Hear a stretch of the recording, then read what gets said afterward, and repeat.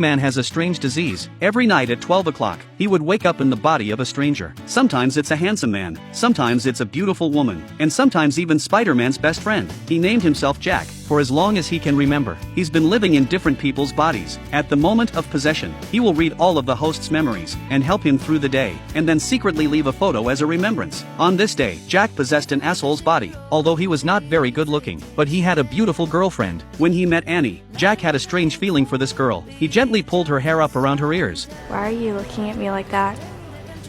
Like what? Maybe it would be fun if we just went somewhere. Like after school? Or even now. Is that something we do? Well, couldn't it be?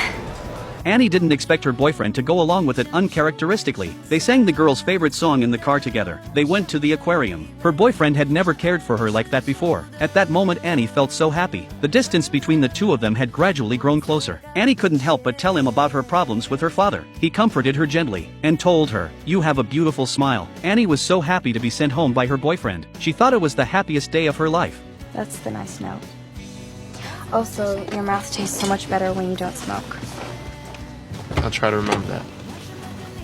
But the next day, Annie found her boyfriend smoking cigarettes as usual. Annie was very disappointed. Then a new transfer student wanted to make friends with Annie. Annie agreed to be her friend, but she didn't expect it. This transfer student was Jack. Her boyfriend came up to her in lab class. He didn't remember anything about yesterday's date, and he complained that because he and Annie skipped class yesterday, he didn't get a lot of homework done. Annie got a little upset. Jack scolded the boy, and then he gently pulled Annie's hair up. Jack's gesture made Annie a little embarrassed, so she left the lab. The next day, Annie went to the bar with her boyfriend. She still tried to remind him of their date, so she played the song they sang in the car, but he didn't respond. Instead, a boy danced to the music. It was obvious that he was Jack. At his invitation, Annie danced with him. Then they got to talking. He pulled the girl's hair up again.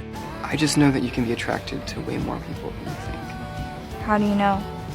And then Jack's cell phone alarm went off. He had to get home, but Annie grabbed his cell phone and tried to write down the number. The time was almost up. Jack grabbed his cell phone back and fled in a panic, but on the way home, he fell into a coma as the clock ran out.